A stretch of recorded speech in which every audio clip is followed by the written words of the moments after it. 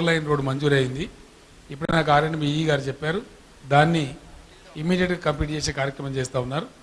ఈ బైపాస్ రోడ్లకు కూడా వేములవాడ 2 బైపాస్ రోడ్లకు సిరిసిల్ల నుంచి వచ్చేటువంటి రోడ్డుకు ఆర్ఎండ్బి శాఖ నుంచి ఆల్రెడీ 60 crores రూపీస్ మంజూరు ఉంది. అవి సత్వరమే చేయమని చెప్పినాం, దాన్ని చేస్తాం. ఈ పక్కన ఉండేటువంటి చెరువు ఏదైతే ఉందో నేను కలెక్టర్ గారు, స్థానిక ఎమ్మెల్యే రమేష్ గారు, ఇక్కడ స్థానిక ఎంపీ వినోద్ కుమార్ గారు, జిల్లా ఇతర ఎమ్మెల్యేలు అందరం కూడా బ్యాక్ వాటర్ వరకు వెళ్ళి చూడడం జరిగింది. ఆ పైకి చాలా స్థలం ఉంది. అది ఎంత డబ్బు ఖర్చు అయినా పర్వాలేదు, ఒక 25 నుంచి 30 ఎకరాల స్థలం అక్కడ అక్వైర్ చేస్తాం. అక్వైర్ చేసి ఆలయానికి ఇమీడియట్ పక్కన ఉన్నటువంటి 25-30 ఎకరాల భూమిని టెంపుల్ కలుపుకుంటాం, రిక్లెయిమ్ చేసుకుని. మళ్ళీ కూడా ఆలయం పక్కకే గుండం కానీ పుష్కరిణి కానీ చెరువు కానీ ఉంటుంది. ఇక్కడ ఎంతైతే ల్యాండ్ తీసుకోబడుతుందో టెంపుల్ కోసం, టెంపుల్ కార్యక్రమాల కోసం, అక్కడ బ్యాక్ సైడ్ దాన్ని యాడ్ చేసేస్తాం ల్యాండ్. అంటే ఎఫ్టీఎల్ ఎంత ఉందో, చెరువు భూమి ఎంత ఉందో ఆ భూమి ఇంకో 5 ఎకరాలు ఎక్కువ చేస్తాం తప్ప తక్కువ చేయం. ఇక్కడ ఇంత మంచి ఆలయం పక్కకుండే వాటర్ బాడీ అది పరిరక్షించబడాలి. ఆ వాటర్ బాడీ సేవ్ కావాలి. ఇంకా దొరికితే ఇంకో 50 ఎకరాలు ఎక్కువ తీసుకొని ఇంకా పెద్దగా చేసుకుంటాం.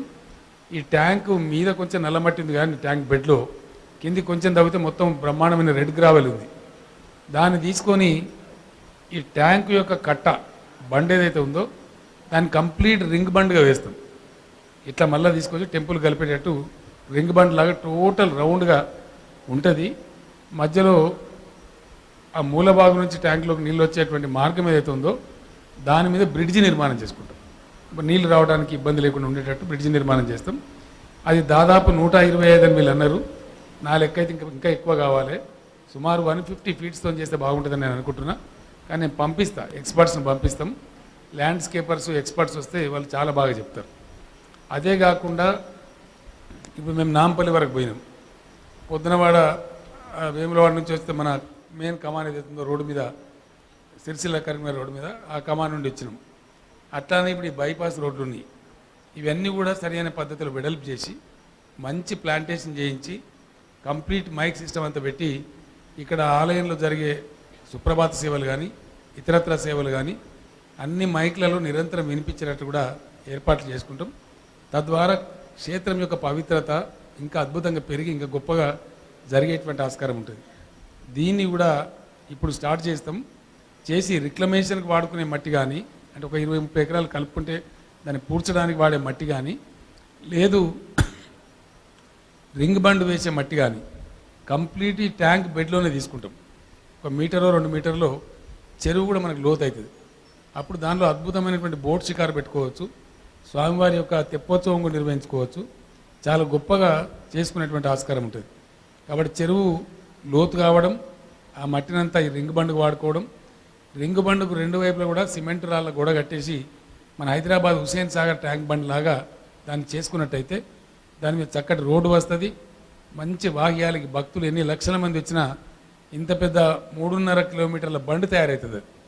అంటే హైదరాబాద్లో ఉన్నటువంటి ట్యాంక్ బండ్ కంటే కూడా పెద్దగా తయారవుతుంది అంత వెడల్పుతోని. చాలా అద్భుతంగా ఎన్ని లక్షల మంది భక్తులు వచ్చినా శివరాత్రి సందర్భంలో మరో సందర్భంలో చాలా గొప్పగా చేసుకునేటువంటి అవకాశం ఉంటుంది. ఈ పుష్కరిని కూడా కొద్దిగా విస్తరించాల్సిన అవసరం ఉంది, సరిపోవడం లేదు, అదొక చేయాలి.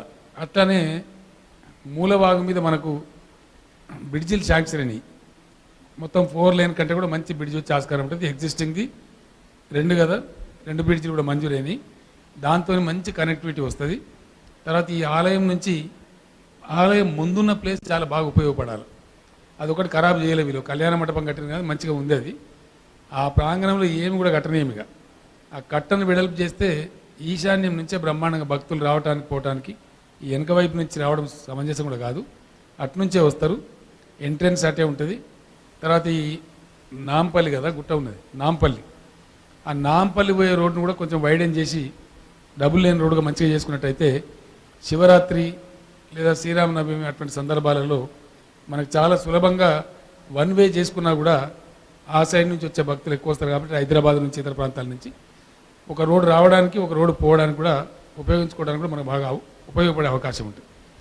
అట్లానే సనాతనమైనటువంటి ప్రాంతం కాబట్టి ఇప్పుడు తీసుకునేటువంటి యాడ్ చేసుకునే 25-30 ఎకరాలలో స్వామివారి కళ్యాణ మంటపం, అన్ని రకాల సేవలు ఇతరత్ర కావాల్సినటువంటి సదుపాయాలు అన్నీ కూడా ఏర్పాటు చేసుకుంటే ఎంతమంది భక్తులు వచ్చినా సస్టైన్ చేసే పద్ధతిలో చాలా చక్కగా జరిగే ఆస్కారం ఉంటుంది. ఆలయం యొక్క వైబ్రెన్స్ కూడా బాగా పెరిగేటువంటి ఆస్కారం ఉంటుంది. వీటన్నిటికీ రాబోయే 2-3-4 సంవత్సరాలలో ఈ పనులన్నీ కూడా క్రమానుగతంగా జరుగుతాయి. ఇప్పుడు ఇమీడియట్గా నేను ఈరోజు స్వామివారి దర్శనానికి వచ్చిన సందర్భంలో వేములవాడ ఆలయం యొక్క అభివృద్ధి పనుల కోసం అథారిటీని అపాయింట్ చేయడమే కాకుండా నెక్స్ట్ క్యాబినెట్లో డిసైడ్ చేస్తాం.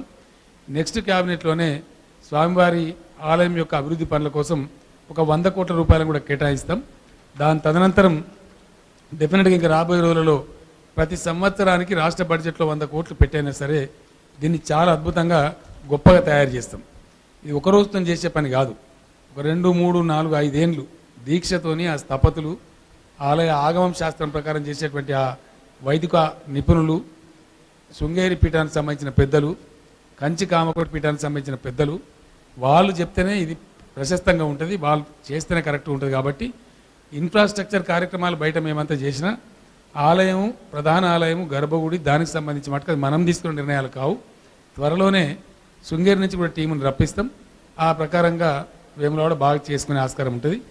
ఈ బ్రిడ్జ్ నుంచి ఇప్పుడున్న బ్రిడ్జ్ నుంచి లోపలికి వచ్చేటువంటి రోడ్డు కూడా కొంత వైడెన్ చేసుకుంటే అందరికీ కూడా శ్రేయస్కరం. అది మరీ ఎక్కువ ఇండ్లని డ్యామేజ్ చేసుకోవడం కాకుండా ఇమీడియట్గా నేను స్థానిక ఎమ్మెల్యే గారిని, ఎంపీ గారిని, జిల్లా కలెక్టర్ గారిని, ఇతర నాయకులందరినీ, స్థానిక నగర పంచాయతీ చైర్మన్ గారిని వీరందరూ కూడా కూర్చోబెట్టి మాట్లాడి వాళ్ళతో టాక్స్ చేస్తే వాళ్ళకి ఎంత నష్టం వస్తుందో అంతకన్నా ఎక్కువ డబ్బులే వాళ్ళకి సాయం చేద్దాం.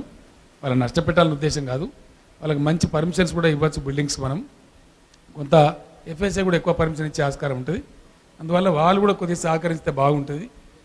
వేములవాడ ఆలయము, వేములవాడ యొక్క ప్రశస్తి, వేములవాడ నగరం యొక్క అభివృద్ధి కోరుకునే వాళ్ళందరూ దీనికి కలిసి రావాలి, సహకరించాలి. బయట నుంచి ప్రభుత్వం ఏం చేసినా స్థానిక పెద్దలు గొప్ప వీళ్ళంతా నడుము గడత తప్ప కాదు. జర్నలిస్ట్ మిత్రులతో కూడా నా మనవి,